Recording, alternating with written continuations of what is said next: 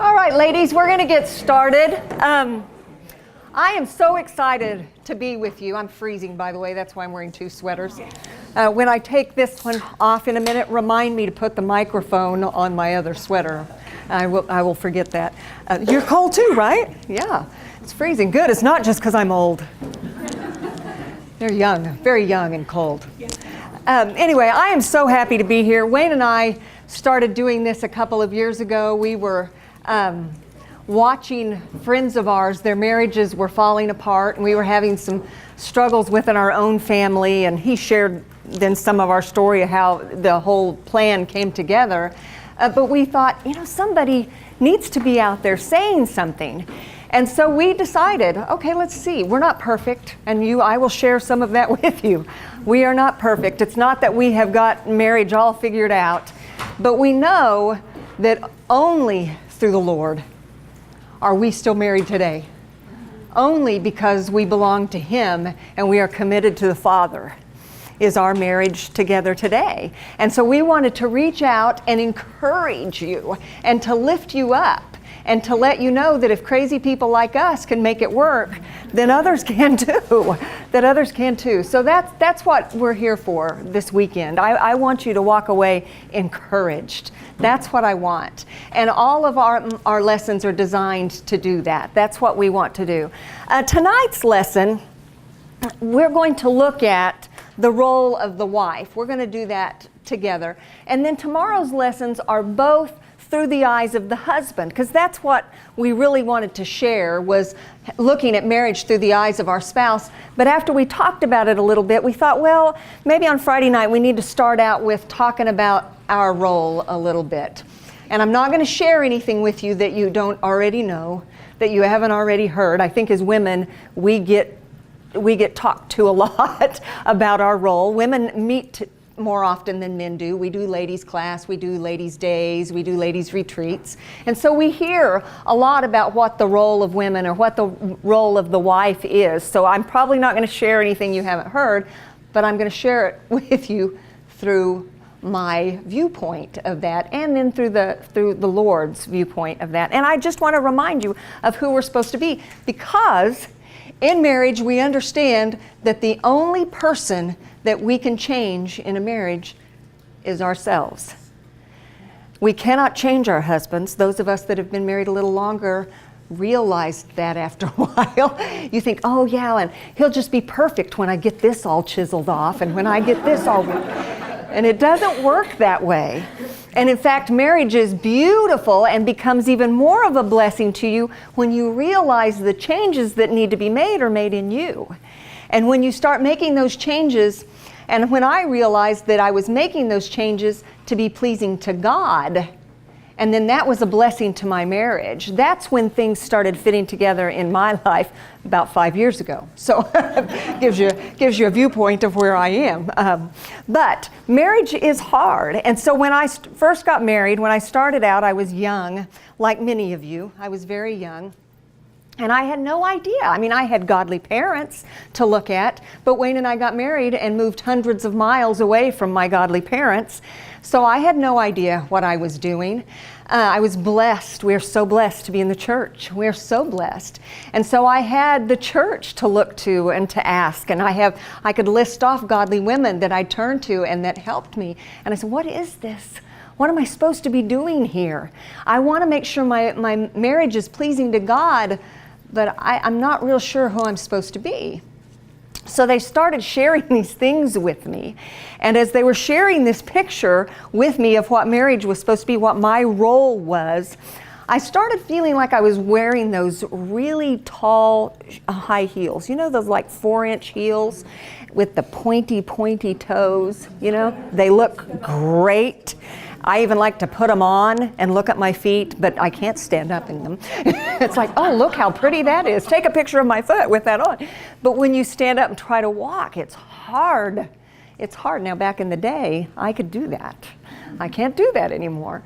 But I would wear those shoes. I would think about wearing those shoes, and it hurts your toes. It smashes your toes down in there. And so when they started painting this picture of marriage through Scripture for me, I was going, wow, You want me to do what now? God wants me to be who? And it was hard on me. But I realized if I was going to be pleasing to God, there were some changes I needed to make in Tammy, some changes that I needed to do. A rebellious spirit, a very strong-willed woman. And I married a strong man, and I thank the Lord that I married a strong man, because if I'd married a meek and quiet guy like my daddy, I'd have walked all over him. And I thank God that He gave me a strong husband. But anyway, so we start out, and we're looking at this whole marriage thing. And the first thing they shared with me is that when we say I do, we become a helpmeet. And a helpmeet is the word that they used with me.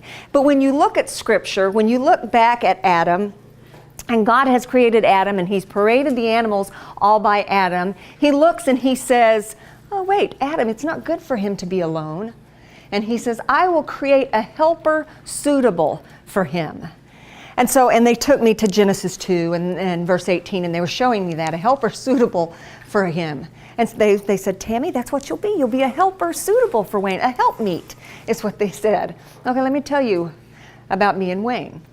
When Wayne and I first married, we're moving into our first apartment, and Wayne is setting up his desk, and he's pulled out his desk drawer, and he's putting all of his stuff away, and everything had a place and a little compartment, and everything was just perfect, and his pencils were in line from used up to not used, and colors, and it was totally organized. I was amazed. I was very impressed with this. And I was looking at that going, wow. We dated 3 months before we got married, by the way. Yeah, we didn't know each other when we got married. So I'm looking at his desk going, impressive. And so then I'd gone into the bedroom, and I'm going to put my stuff away in the dresser drawers. So I pick up my box of socks and underwear, and I open the drawer, and I'm putting my socks and underwear in the drawer, and Wayne walks in, and he goes, yeah. Wayne goes, what are you doing?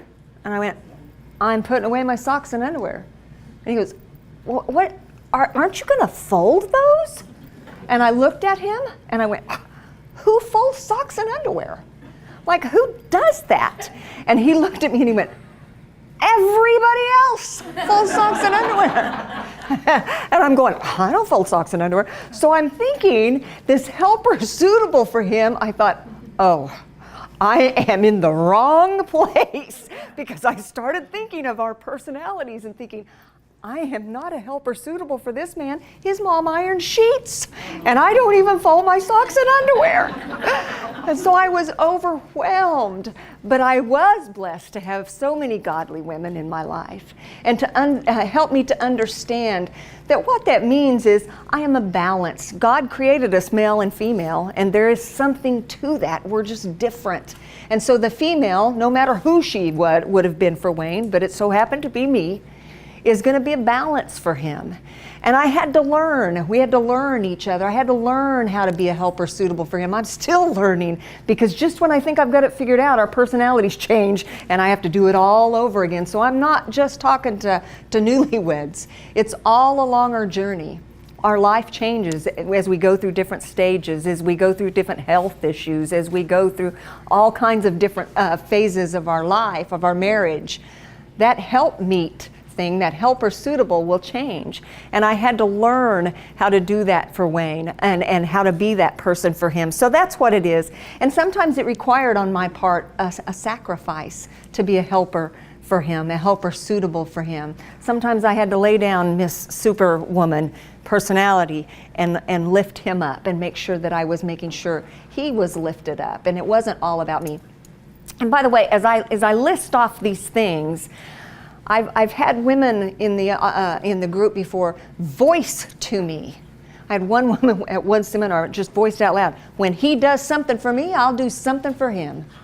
And I'm like, oh. And actually, she said a couple more things, and we stopped and prayed for her right there. And because I thought, she is hurting so much. She is hurting so much. So as I share some of these things, remember, we want to be pleasing to God. That's who we want to be. He's the one that has written the word. So you have to kind of look at these things and go, okay, what do I need to polish up just a bit in me to be pleasing to God? And this is how I look at it. When I stood before my husband that wedding day. Ours was in the living room of my parents' home. Some of you were in an auditorium somewhere. Some of you were in some kind of fancy schmancy little place. Everybody's was different. And we stood there and we made that vow, made that commitment. But we need to remember, we didn't just make it. My commitment wasn't just to Wayne. My commitment was to God. And on those days when I don't even like Wayne, and they are those days, and you all know that, it's those days, okay, get out of the car. Now, those kind of days, I remember, wait, I promised my Father that I would do this, that I could do this, and He makes it possible for me to do this. So remember that as I go through this. Remember, we want to be changing ourselves. We want to be doing what we can to change ourselves. And then one of the next things they shared with me in my role as the wife was, okay, Tam, you're going to have to learn to be submissive. And I went, okay, explain it to me. Tell me what it means. And they said, okay, and here's the definition they gave to me.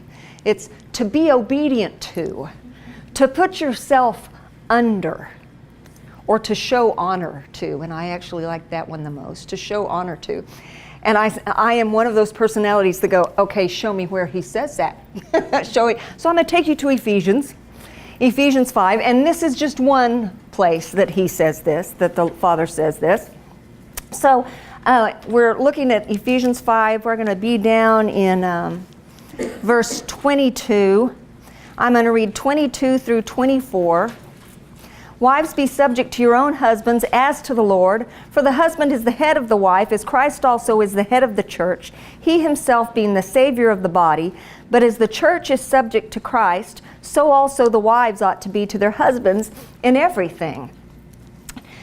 And so I looked at that and I said, okay, I am. But if you take those, so often in our lessons, we'll take those few scriptures out right there. If you look at the whole letter, it's a love letter being written here. And if you keep it in place, he's talking about submission, that we're all submissive in some form. That's what he's talking about. He's talked to husbands before that, and he's just talking about being submissive all through there. And that made me feel better too, that it's not just me, he's putting his thumb on. We're all submissive. But I looked at that and I said, okay, I need to work on that, because my personality, well, basically, my personality is this. I came out of the womb and I looked back up at my parents and went, you're not the boss of me. You will not be bossing me around. And I spent my entire growing up life doing that. I was really good friends with the principal in elementary school and junior high and high school because of my rebellious spirit. And it was very hard for me because I was very strong. So then they say, this is what submission means, is to put myself under, to be obedient to. I'm like, oh, wow, this is going to be tough. And that's why I know it's written in Titus where it says older women teach the younger women to submit to their husbands, because some of us, it doesn't come naturally. I've always been so envious of the women that it seems to come so easy for, those meek and gentle spirits. I love that. In fact, one of the seminars we had done, I think it was in Texas, we'd gone to dinner before the seminar, and I had sat there. Wayne is a talker. I am a talker too. Wayne is more of a talker, so I let him go. I let him do his thing. And so we were at dinner, and I had sat at one end and kind of talked with the women, and Wayne sat next to me and kind of talked this way. So afterwards, after I had shared this lesson, one of the women at dinner came up to me and she goes, I can't believe you said that about yourself. On the way to the seminar Friday night after we had dinner, I told my husband, she has such a meek and gentle spirit. And I went, oh, yes, I have learned something. So it can be learned. It can be learned. But I didn't start out that way, and it was really hard for me. And so I had to learn to put myself under. I had to learn to lift Wayne up and to let him lead and to let him be the head, because it says the husband is the head of the wife as Christ is the head of the church. In fact, that's how beautiful God intended for marriage to be. I love that. I love that. That's the picture he uses to paint of Christ and the church, and we'll talk some more about that tomorrow. But so this whole submission thing, and we know as women, we know there are areas that we are smarter than our husbands. Fact. We know that. There are things that we know about our husbands that we know more than our husbands. And so sometimes it's hard to let them take the lead in that. But it's that submit to one another thing, and as you work through marriage and you talk through those things, he will, out of respect for you, take your input, but we still let them lead. And sometimes that is hard because you're going, oh, that's not what I've done, And you're going, but he's going to lead. And we need to let them lead. We'll talk about that tomorrow. But being submissive is hard. I want to look at 1 Peter 3. 1 Peter 3 verses 1 and 2. In the same way, you wives, be submissive to your own husbands, so that even if any of them are disobedient to the word, they may be won without a word by the behavior of their wives as they observe their chaste and respectful behavior. And I love that. And it said, you be submissive to your own husbands. And sometimes you win them over just by being quiet and putting yourself under and allowing them to lead. We know we don't ever allow them to lead us away from God. We don't allow them to lead us into sin. That's not what we're being told to do here. But if you look at this in 1 Peter, remember this is written in a letter. If you go back up to chapter 2, verse 18, it says, servants, be submissive to your masters with all respect, not only to those who are good and gentle, but also to those who are unreasonable. And that word unreasonable means perverse. And then he goes in the letter down in chapter 3, we put that divider in there, and he says, in the same way, you wives be submissive to your own husbands. So even in those times when we're going, oh, that's not the choice I would make, and it comes all over our face, we need to let them, we need to put ourselves under, we need to be submissive. And I suggest you find someone that you look up to. And those of us, we have somebody, all of us, even the girl that's been married 2 days, is going to have somebody watching. We all have somebody watching us to see that. And so when I turned to find somebody to help me with this submission, I didn't turn to the lady that I knew wore the pants in her family. I didn't. I needed somebody, that's what I was trying to do. I tried to find someone that I'm going, I know she's smarter than her husband, but I'd have never guessed that in a million years. I looked for that woman that had put herself under and had done a very good job of it to lift me up. How can I do this? And she chuckled and she goes, well, let me tell you how. So find somebody to do that with. But that's part of what we do when we become wives. And then in Ephesians chapter 5, I'm going to jump back over there. At the end of that chapter,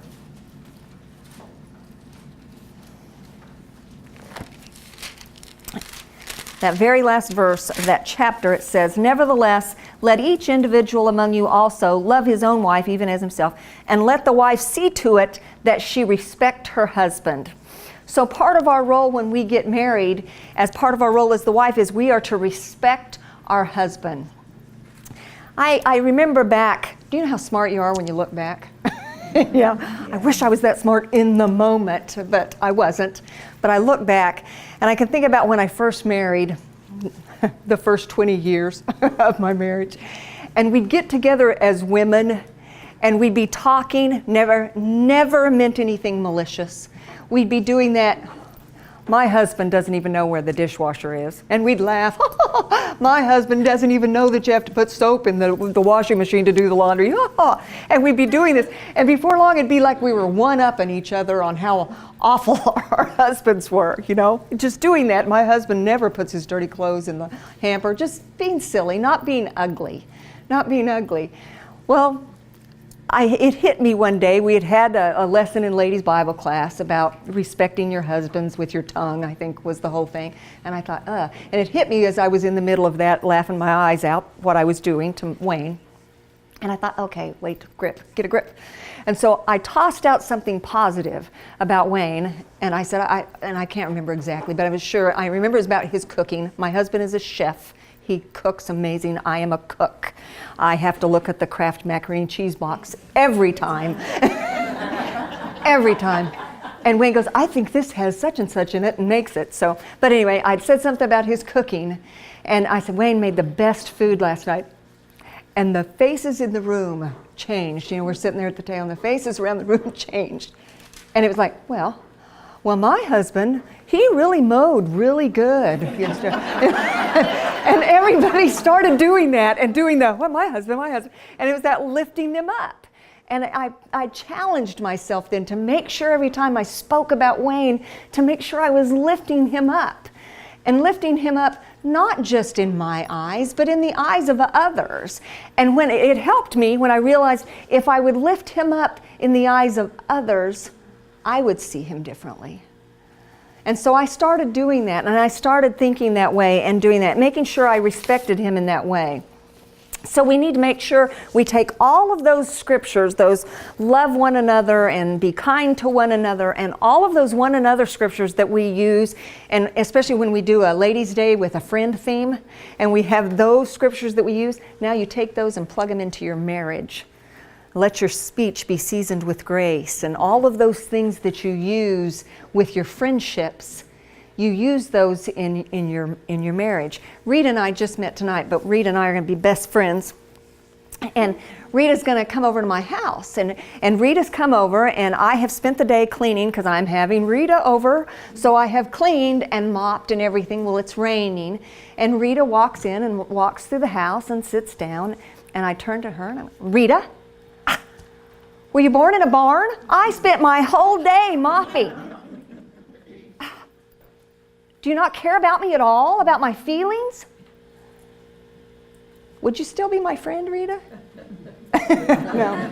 No. Now, some of you may talk to your friends that way, but this isn't a friendship talk. You need to adjust that. But I know I've talked that hateful to Wayne before. And I thought, I wouldn't have a friend in the world if I talked that way to my friends. But we'll talk that way to the person we're supposed to love the most in our lives. And so we need to be very careful, because that's disrespectful and that is sin.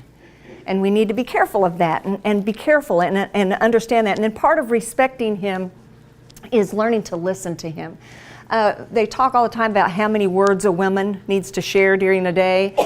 We need to remember women usually have another woman that they can talk to. They'll usually call their mom or their sister or their friend or whatever, or their daughter, and have somebody to talk to. Men don't do that, or most men. Most men don't do that. You're going to be the one that they talk to about things. So we need to remember to be listeners for our husbands as well. And that's part of being respectful to them. Because most of the time we're going, I need you to just sit and listen to what I've got to share. I need you to just listen to me. And he's going, did I tell you about, it's my time. So we need to learn to be listeners, and that's part of being respectful. And then that old phrase, silence is golden. Well, silence is only golden when you're not being ugly. If you're being hateful and just not going to talk to your husband, that's not okay. That's not okay. There was a friend of ours, we were at church one Wednesday night, and the guy was there, and I said, I saw your wife was sick on Sunday. How is she? Is she better? And he went, I don't know. He says, she hasn't talked to me in 3 days. And I went, whoa. And I know it can't, my face tells everything. And I'm like, you know, I'm thinking, I don't think it came out of my mouth, but I know I was thinking, well, what'd you do? That's what I was thinking. But I thought, oh man, have I done that? Have I done that? I'm not that personality. I am the bleh personality when I'm mad. That's who I am. But be very careful of not talking. Now I have to bleh and walk away, or the sword is sharpened and it's going to continue and get hateful. So I do know I have to back off a little bit. But if you're just flat giving your husband the silent treatment because you're being ugly, that's not okay.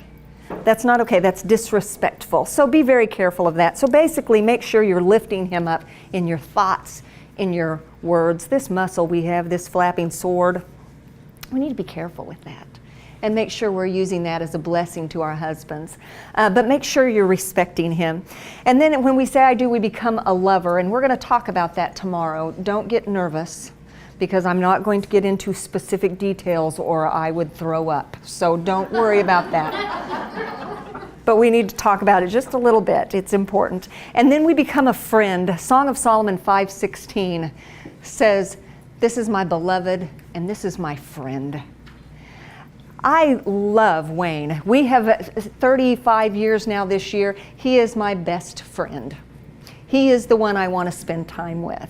He is the one I want to do things with. Now it's hard for me in my mind to go, oh, it'd be so fun to have a ladies' getaway vacation, because I think, but I want Wayne there. That's hard for me. And so you need to kind of look at your relationship and think, if you'd rather spend time with your best girlfriend than your husband, you might need to make some adjustments there. And we're just talking about us, what we control. I know there's men out there that do the same thing. We can't control that. We're controlling us and what we do and what decisions we make. Because remember, we want to be pleasing to God, and when we're pleasing to God, we're a blessing to our marriage.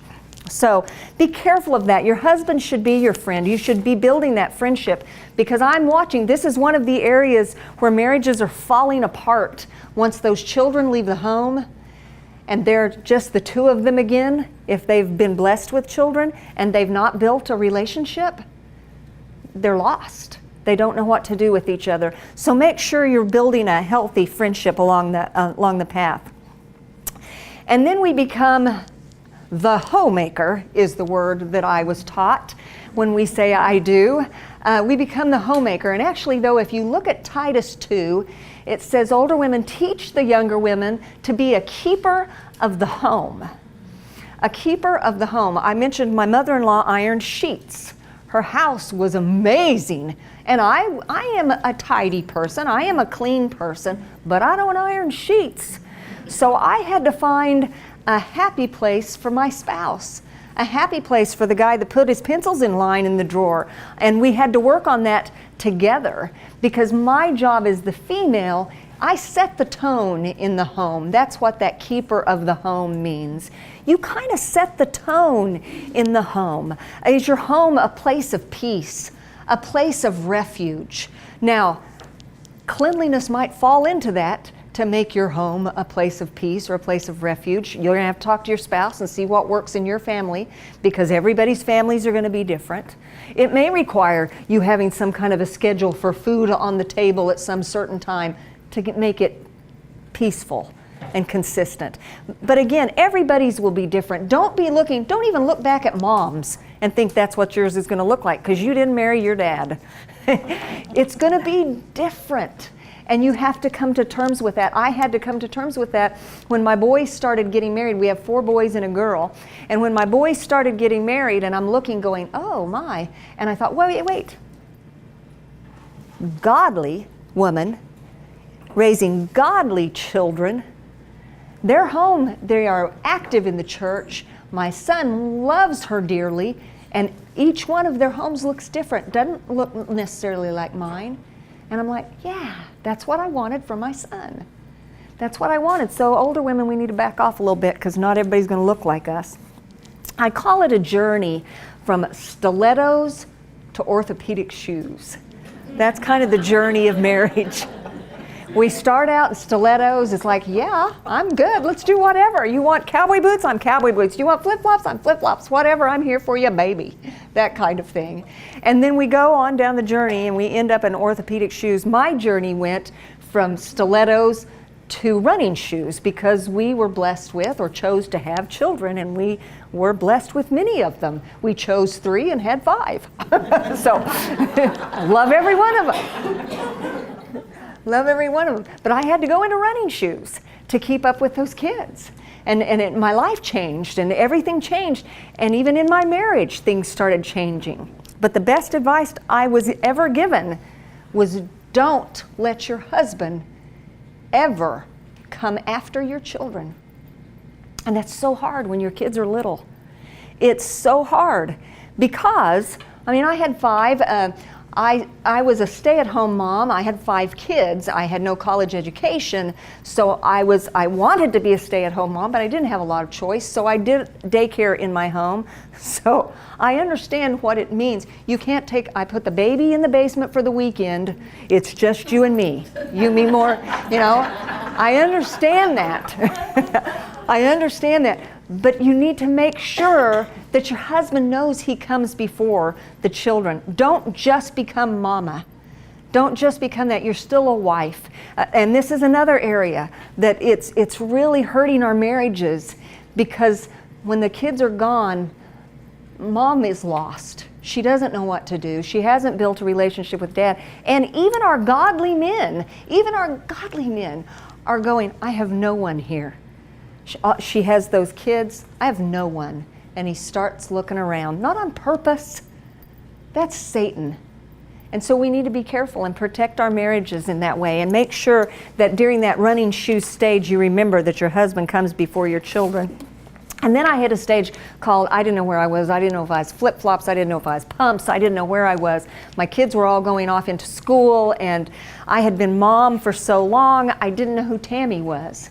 And I had made fun of women for years, because I'd hear these women go, oh, I don't know who I am anymore. I got to find myself. And I'm like, oh, you're right there. What is your problem? And then I went right into that wall. And I'm looking going, oh, I've been mom for so long. I don't know. I can't find Tammy anymore. And I finally went to Wayne and I said, I'm struggling here, babe. I don't know. I don't know who Tammy is. I don't know what to do with myself. I don't know who I am. Typical man, maybe you should get a hobby. I'm like, I'll go fishing with you.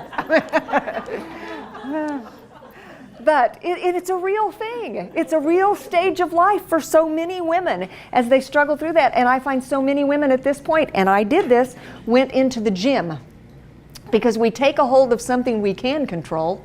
It's like, okay, fine, I'll get this body into shape. That's something I can seize a hold onto. And I did that. I know I'm not a big woman, but I got into good shape. And I went to church one Sunday night, and I had a man tell me, and I was modestly dressed. I was wearing a jean skirt, came below my knees. I had a white frilly blouse on and cowboy boots. And I had 3 men at church that night tell me how good I looked. And I went, ugh. And it wasn't anything inappropriate, but it made me realize where my focus had been. And I went, oh, balance. I have lost my balance. And I had to remember that Tammy was on the inside too. And that's the person I needed to find. So we needed to be careful of that stage of life. Satan's working on you. And make sure you communicate with your husband during that phase of life. And then we slipped right into the next stage, and I'm back in high heels now. It's just Wayne and I. It's a wonderful, wonderful phase of marriage. We are so blessed, so blessed. I love it. We can do whatever we want whenever we want. We get to spend time together. We get to go do different things if we want to. But my marriage is so blessed because we fought for it all along the journey. We fought for it, and we held on to God, and we refused to let go. And so our marriage is such a blessing. But I look right here, and it's like right here, to the orthopedic shoe stage. The orthopedic shoe stage. My mom has bad feet and has worn nursing orthopedic shoes forever. And my prayer, I love shoes. And my prayer is always, God, don't do that to me. Please don't do that to me. Please don't do that to me. And so here, a few years ago, I had gone into a shoe store, and I saw these shoes. And they said, like, it's like walking on a pillow or something. And I thought, okay, I'm putting those puppies on. And so I put them on, and they were so comfortable. And I'm looking at them, and I'm like, okay, they don't seem to look like old lady shoes. And so there was a teenage girl working in the store, and I asked her, I said, okay, I need you to be honest with me. Do these look like old lady shoes? And she's doing this. She goes, no. And I went, no, serious. I need you to be serious with me. Do these look like old lady shoes? And she goes, no. And I went, okay, I'm buying them. So I bought them, and I took them outside the store, and Wayne comes walking up, and he goes, what'd you buy? You bought you some shoes? And I went, yeah, look. And he went, you bought old lady shoes. And I went, oh, but they're so comfortable. And that's how I see the orthopedic shoe stage of life. It's that phase of marriage where it's not trouble-free. Those of you that are older understand that it's not trouble-free. It's a whole new phase of health issues and different things. But you have worked through so much along the path that it's just one more thing you're doing together. You've got each other. You know those people at church, the one where the woman, the older man will hold the door for the woman, or sometimes it's the woman holding the door for the older man as he comes through with his walker, you know? And you see them, and they may not even touch, but you see this love radiating off of them. And I think that's what I want. That's what I want. I want to be at that phase of life where it's comfortable and where my marriage is about godliness. That's what I want. And that's what I want for all of you. That's what I want for all of you. So tomorrow, we're going to look at that picture through the eyes of the man, and we'll look at our intimate relationship a little bit too. Don't panic. But we'll look at that. But my prayer for you tonight, as you go to bed tonight, don't beat yourself up. Just get out the shoe polish a little bit and polish up your shoes if you need to. That's all you need to be doing, is polish up your shoes. Will you pray with me? I see the men starting to look in the mirror, the window, and we'll finish up. Our Heavenly Father, we thank you so much for this day and this time that we can come together and that we can look in your word and we can gather together as children of yours and talk about marriage. Father, I pray for every marriage in this room, for mine and everyone else's. I pray that you lift each woman up here, Father. Sometimes it's hard to be a wife that is pleasing to you. Sometimes it's hard because we don't know what we're doing. And I pray, Father, that you will be patient with us. We thank you so much for your word that will guide us along. We thank you so much for the church, for the family of God, that we can reach out to and hold on to help us get through those times. Thank you for the so many blessings that you pour down on us, Father. You haven't forgotten us. You haven't asked us to do something we cannot do. We thank you so much for your love and for the love you had for us, that you sent your Son to die on the cross for us, and we know that without him we'd be lost. It's in his name we pray. Amen. Thank you, ladies.